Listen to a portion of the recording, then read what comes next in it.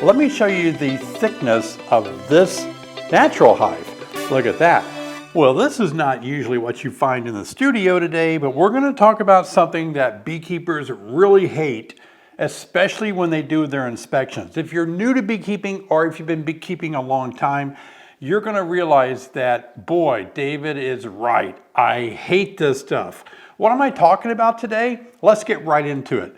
Now, this is a tree that we removed bees from by cutting the branch off or cutting the tree down.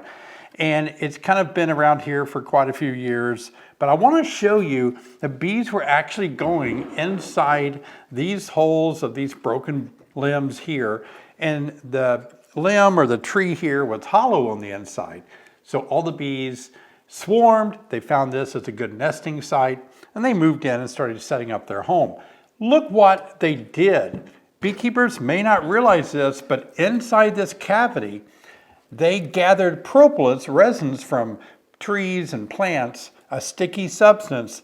They gather it on their back legs just like they would pollen, and they carry it and they coat the inside of their nest area. This propolis or propolis, it's actually very antimicrobial. It will keep this tree from rotting. It will keep pathogens from overcoming the hive, and they just coat it. Now, studies have shown that this coating on here is part of the bee's immune system. It helps them survive, even survive winter. Now, if you can't really understand about propolis, let me show you on this part of the branch from the same tree. And you can see here, look at this substance that I've just pushed up here in one big pile. Now, it's cold. Today, this morning in Illinois, even though I've been making videos a few days ago where it was really warm, today, 22 degrees and windy and snowing. So it's really cold. But so on a cold day, this propolis is very hard. You can't even push it. But on a hot summer day, it's very gooey. It's like roofing tar. It just sticks to everything and it's very gooey.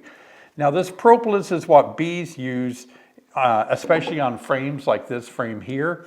It's an old frame I pulled out just to show you guys, but you can see they'll propolize any space that's smaller than bee space, 3/8, quarter of an inch bee space. Bees need a little bit of room to move around their hive. If it's too big, they'll put comb there. Called bee space. If it's smaller than bee space, they'll likely propolize it, seal it off.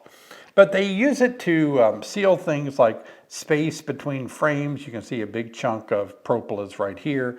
And it actually is something that really causes a lot of havoc to beekeepers, because when we go to inspect a hive, we have all this propolis all over a hive. We're having trouble pulling our frames out because everything is just glued together. A lot of new beekeepers ask me, well, if I put my boxes on top of each other, how do I attach the top box to the bottom box? Because one will just fall off, one will just slide off.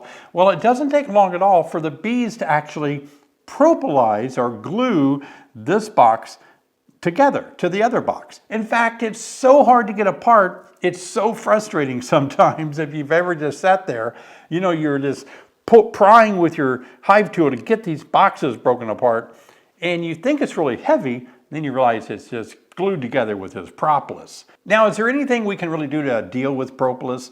Sometimes bee queen breeders actually try to breed this out of bees sometimes. If bees are making a lot of propolis, then they think, well, let's see if we can raise some bees that don't really, their progeny doesn't gather as much propolis in the hive. That way the beekeeper's happier. They're not trying to clean it up as much.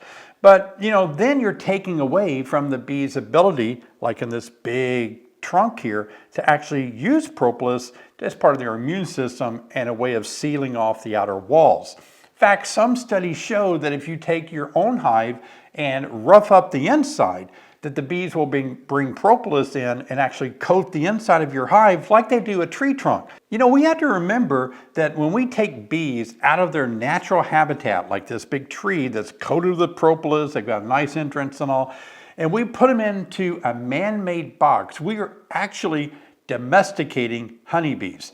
They're out there in the forest, in a tree, and we bring them somewhere into our property, into the city, put them on a balcony, put them on a roof, and we put them in a box. And instead of building their own comb inside their own hollow tree like this, look at that. That's just comb that bees have built inside here. Instead of them building it naturally inside of a tree like this, we force them to build it on our equipment. So it's asking a lot of bees to take them out of their own environment and put them in a box.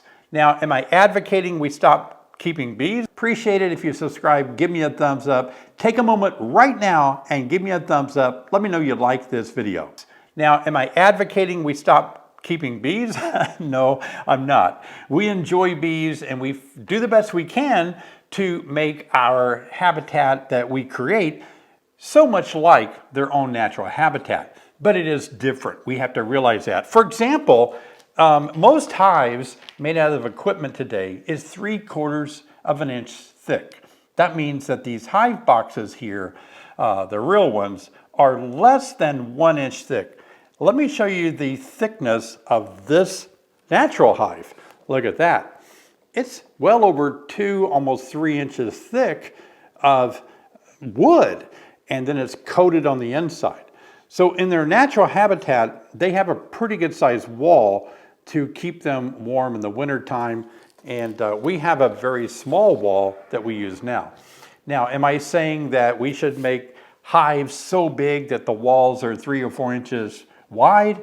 A lot of people have tried that, but it's not so much that bees need that thicker wall to stay warm. Bees are able to stay warm by close proximity of that winter cluster. And so, but, you know, in some cold climates, that little piece of wood is going to create an environment where the bees are going to have to work a little harder to stay warm because they don't have as much space between them and the outside world. A strong colony, we don't worry about that. In one of my recent videos, I showed you a very small colony of mine in a 3/4 inch thick wood box, only 1 deep, and they're doing fine. So they stay warm by nesting, huddling together, called clustering together. They don't hibernate, they just stay real close together, and that's how they stay warm. I am saying though that we need to respect the importance of propolis or propolis. I never know which one to say. I started off in my beekeeping career saying propolis, and then I hung around people after a while that always called it propolis. So I kind of go back and forth. But I think we need to respect propolis and say to ourselves, if my bees are making propolis, I don't want to just scrape every little bit of it out of there.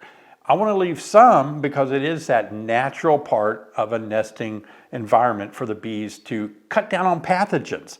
And it may be a good idea for you to experiment roughing up the inside of your boxes because bees will use this propolis to smooth it out, to coat, to line the inside like they do this rough tree.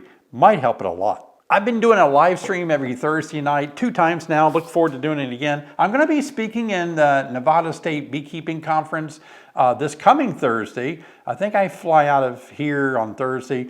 So if I get landed and in my hotel soon enough and they have good internet, I'll probably do my live stream Thursday night, but I'll let you know for sure. If you didn't see the last live stream I did, guys, I showed you how to graft the larvae for queen rearing. And so many people on the live stream appreciated that so much. If you want to see it, it's right here and it will help you learn how to graft for queens. I'll see you over there.